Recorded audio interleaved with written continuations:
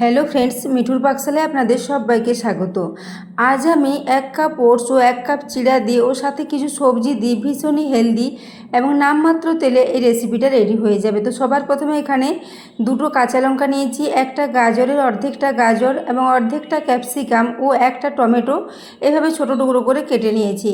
এরপর এর সাথে নিয়ে নিলাম এক টুকরো আদা, সেটাকে একটু গ্রেটারে করে এভাবে গ্রেট করে এর সাথে মিশিয়ে নিচ্ছি।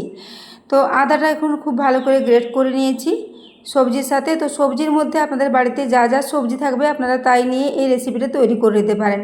তো দেখুন, এরপর আমি এখানে দিয়ে দিলাম স্বাদ মতো একটু লবণ, ওই সাথে দিয়ে দেব প্রায় 1 চা চামচ ভর্তি করে এখানে একটু ধনে গুঁড়ো, ওই সাথে 1/4 টিস্পুন পরিমাণে গরম মশলার গুঁড়ো, ওই সাথে দিয়ে দেব প্রায় 1/2 টিস্পুন পরিমাণে চাট মশলার গুঁড়ো। এরপর এগুলো সমস্ত একসাথে মিশিয়ে নেব, মশলার সাথে সবজিটাকে খুব ভালো করে মিশিয়ে নেব। তো বন্ধুরা, আজকের রেসিপিটা একদম নামমাত্র তেলে রেডি হয়ে যাবে, তেল ছাড়াও রেসিপিটা সম্পূর্ণ রেডি হয়ে যাবে। তো আজকের রেসিপিটা যদি ভালো লেগে থাকে তাহলে অবশ্যই একটু বন্ধুদের সাথে শেয়ার করে দেবেন এবং রেসিপি ভালো লাগলে একটা লাইক করতে ভুলবেন না। তো দেখুন, এটা খুব ভালো করে মিক্স করে নিয়েছি সমস্ত মশলার সাথে সবজিগুলো। এরপর এখানে দিয়ে দেবো একটু কসুরি মেথি, তবে কসুরি মেথির পরিবর্তে আপনারা কুচনো ধনে পাতার ব্যবহার এখানে করতে পারেন। তো আমি এখানে কসুরি মেথিটা দিয়ে দিলাম, তারপর এটাকেও একটু খুব ভালো করে মিশিয়ে নিচ্ছি। তো দেখুন, এখানে কসুরি মেথিটা দিয়ে খুব ভালো করে আরেকবার মিশিয়ে নিলাম। তারপর এখানে একটা পাত্র নিয়ে নেব, এটা এখন সাইডে রেখে দিলাম। এদিকে একটা পাত্র নিয়েছি, তাতে নিয়ে নিচ্ছি মেজারিং কাপ মেপে 1 কাপ পরিমাণ এখানে চিড়েটাকে আগে চেড়ে পরিষ্কার করে নিয়েছি। ওই সাথেই নিয়ে নিলাম 1 কাপ পরিমাণে ওটস। এর সাথে এরপর এখানে কিছু মশলা নিয়ে নিচ্ছি। তো এখানে সবার প্রথমে দিয়ে দেবো স্বাদ মতো একটু লবণ, ওই সাথে দিয়ে দিচ্ছি 1/2 টিস্পুন পরিমাণে গোটা জিরে, এর সাথেই একটু কসুরি মেথিও এর সাথে দিয়ে দেবো। তো আবারও 1/2 টিস্পুন পরিমাণে কসুরি মেথি এখানে দিয়ে দিলাম। এরপর শুকনো উপকরণগুলোকে আগে খুব ভালো করে এখানে মিশিয়ে নেব। মেশানো হয়ে গেলে এখানে দিয়ে দেব গরম জল। তো যে কাপ মেপে এখানে 1 কাপ চিড়ে ও 1 কাপ ওটস নিয়েছি, ওই কাপ মেপে প্রায় 1 কাপ পরিমাণে গরম জল এখানে দিয়ে দেবো। তো দেখুন, প্রায় 1 কাপ পরিমাণে গরম জল এখানে দিয়ে দিলাম। জলটা দেওয়ার পর খুব ভালো করে মিশিয়ে নেব। এখানে চিড়ে এবং ওটস দুটোই অনেকটা বেশি পরিমাণে জল টেনে নেয়, সেজন্য এখানে প্রথমে 1 কাপ পরিমাণে জল দিয়ে খুব ভালো করে ভিজিয়ে নিচ্ছি, পরে আবার জলের ব্যবহার করতে হলে করে নেব। তো দেখুন, এখন এটাকে খুব ভালো করে মিশিয়ে নিচ্ছি, তারপর রেস্টে এটাকে রেখে দেবো প্রায় 10 মিনিটের জন্য। তবে হাতে সময় কম থাকলে 5 মিনিটের জন্য রাখলেও অসুবিধা হবে না।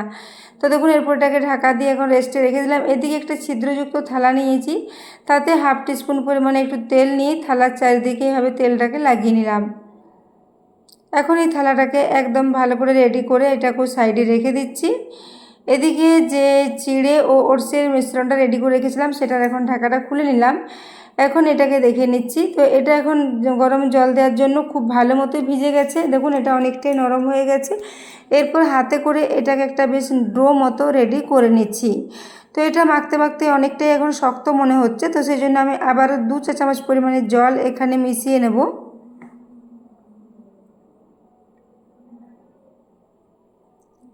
তো 2 চামচ পরিমাণে জল আবারও দিয়ে দিলাম। জলটা দেওয়ার পর খুব ভালো করে এর সাথে মিশিয়ে নিচ্ছি।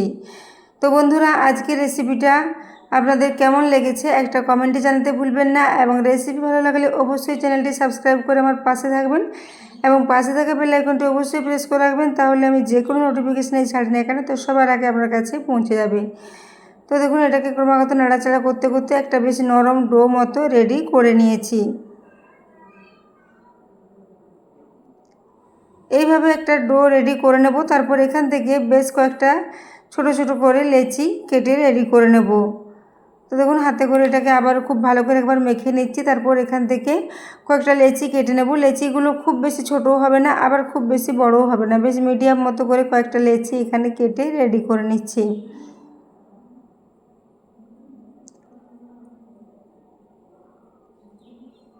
তো এখন দেখুন, লেচিগুলো কেটে নিয়েছি। এরপরে লেচিগুলোকে একটু গোল গোল করে চ্যাপ্টা চ্যাপ্টা করে আগে রেডি করে নিচ্ছি।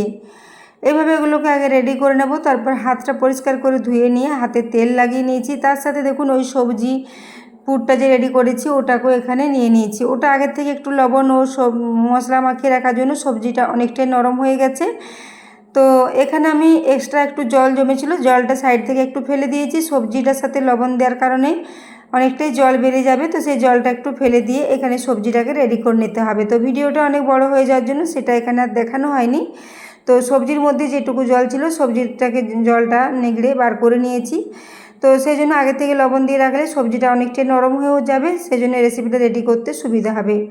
তো দেখুন এখানে প্রায় 2 চামচ পরিমাণে এই সবজিটা দিয়ে দিলাম। তারপর এটাকে খুব ভালো করে মুখটা বন্ধ করে দিচ্ছি। এইভাবে হাতে করে চাপ দিয়ে উপর দিকে একটু কিনারাগুলো নিয়ে যেয়ে খুব ভালো করে মুখটা এখানে বন্ধ করে দিতে হবে, তাহলে আর সবজির পুরটা বেরিয়ে আসবে না, খুব ভালো মতো এখানে লক হয়ে যাবে।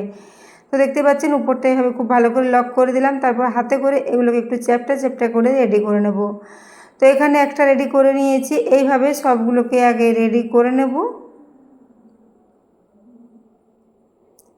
তো দেখুন একটা রেডি করে নিলাম। এইভাবে এখন সবগুলোই রেডি করে নিয়েছি।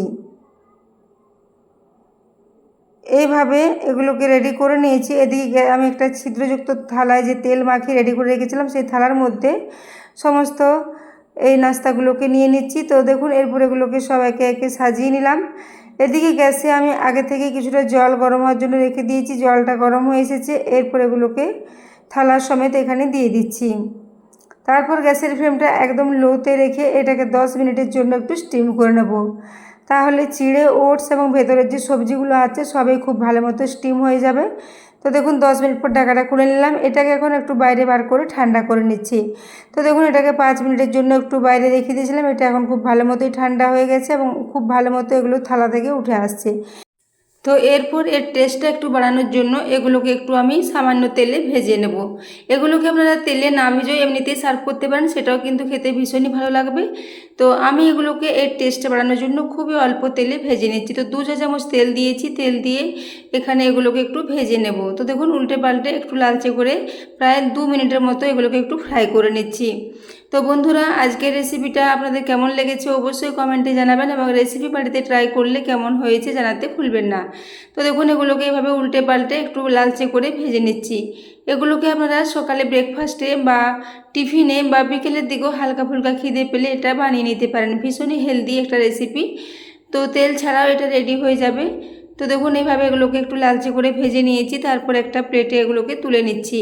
এইভাবে আরও যে দুটো আছে সেগুলো একটু এইভাবে উল্টে পাল্টে ভেজে নেব লালচে করে। তো বন্ধুরা আজকে রেসিপিটা বাড়িতে অবশ্যই একবার ট্রাই করবেন এবং রেসিপি ভালো লাগলে একটা লাইক করতে ভুলবেন না। তো দেখুন একে একে এগুলোকে সবই তুলে নিলাম।